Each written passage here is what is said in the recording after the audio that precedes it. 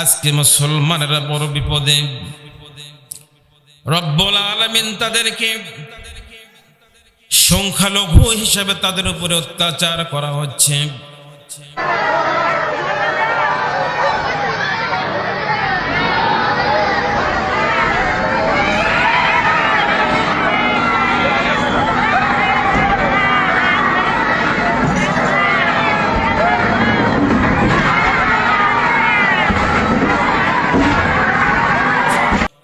মুসলমানদের জীবনের চেয়ে যে ঘরকে ভালোবাসে, আল্লাহর মসজিদগুলোকে তারা বিভিন্ন ছলছুতায় ঘুরিয়ে দিচ্ছে গো মাওলা। কয়েকদিন আগে বিভিন্ন জায়গায় খবর পেলাম, ভারতের বিভিন্ন এলাকায় মসজিদগুলো ঘুরিয়ে দেওয়া হচ্ছে।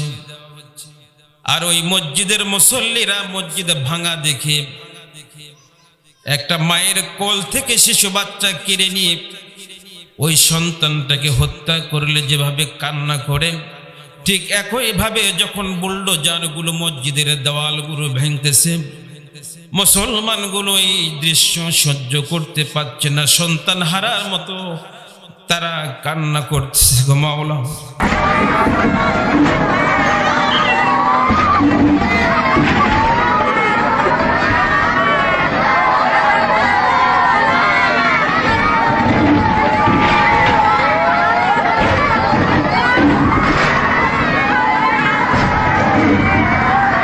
রব্বুল আলামিন গভীর রজনীতে বিরাট তাফসীরুল কোরআন ওয়াজ মাহফিলে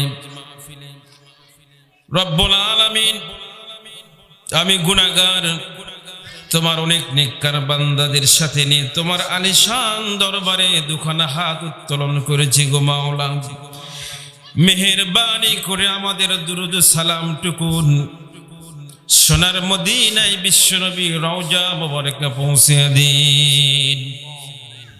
তুমি দয়া করে মায়া করে যতটুকু সওয়াব হাদিয়া দান করো রব্বুল আলামিন। দুনিয়ায় যত মুমিন মুসলমান মুমিন মুমিনাত দুনিয়া থেকে বিদায় নিয়ে কবরে অন্ধকারে চলে গিয়েছেন, রব্বুল আলামিন প্রত্যেকের আরো আর পরে সওয়াবখানা পৌঁছে দিন। রব্বুল আলামিন বিশাল এই মাহফিলের আয়োজন যারা করলেন, আর দূর দূরান্ত থেকে শোনার জন্য যারা আসলেন, কিয়ামতের দিন মুসিবতের সময় এই মাহফিল আমাদের সকলের জন্য নাজাতের ওসিলা বানিয়ে দিন ইয়া রব। করম তো अगर करे ओ बादे दुबा को जो दिल पर असर करे, रब्बिरहमुहुमा कमा रब्बायानी सगीरा, रब्बिरहमुहुमा कमा रब्बायानी सगीरा। রব্বুল আলামিন আজকে 2024 সালে রব্বুল আলামিন স্বাধীনভাবে কোরআনের মাহফিল চলতেছে, স্বাধীনভাবে বক্তারা কথা বলতেছেন কোরআন থেকে, কোনো বাধা নেই। কিন্তু বিগত একটি বছর পূর্বে অনেক বক্তারা মাহফিলে পৌঁছার আগে আবার বিদায় নিতে হয়েছে। অনেক মাহফিল ইন্তজাম করার পরেও মাহফিল হতে দেওয়া হয়নি গো মাওলা। তোমার মেহেরবানিতে আজকে সারা বাংলায় তাফসীর মাহফিল হচ্ছে। কোথাও অনুমতির প্রয়োজন হয় না, কোথাও অনুমতি নিতে হয় না। রব্বুল আলামিন বড় পরিতাপের বিষয়, আমরা যখন কোরআন এবং হাদিস থেকে আলোচনা শুনতেছি গো মাওলা, পাশের দেশ ভারতে আজকে মুসলমানেরা বড় বিপদে। রব্বুল আলামিন তাদেরকে সংখ্যালঘু হিসেবে তাদের উপরে অত্যাচার করা হচ্ছে। মুসলমানদের জীবনের চেয়ে যে ঘরকে ভালোবাসে, আল্লাহর মসজিদগুলোকে তারা বিভিন্ন ছলছুতায় ঘুরিয়ে দিচ্ছে গো মাওলা। কয়েকদিন আগে বিভিন্ন জায়গায় খবর পেলাম, ভারতের বিভিন্ন এলাকায় মসজিদগুলো ঘুরিয়ে দেওয়া হচ্ছে। আর ওই মসজিদের মুসল্লিরা মসজিদে ভাঙা দেখে একটা মায়ের কোল থেকে শিশু বাচ্চা কেড়ে নিয়ে ওই সন্তানটাকে হত্যা করলে যেভাবে কান্না করে, ঠিক একইভাবে যখন বুলডোজারগুলো মসজিদের দেওয়ালগুলো ভেঙতেছে, মুসলমানগুলো এই দৃশ্য সহ্য করতে পারছে না, সন্তান হারার মতো তারা কান্না করতেছে। গো মাওলা রব্বুল আলামিন, তুমি বলেছো মুশরিকরা কখনো মুসলমানদের বন্ধু হতে পারে না। রব্বুল আলামিন, তারা আমাদের কখনো বন্ধু ছিল না, কখনো বন্ধু হতে পারে না।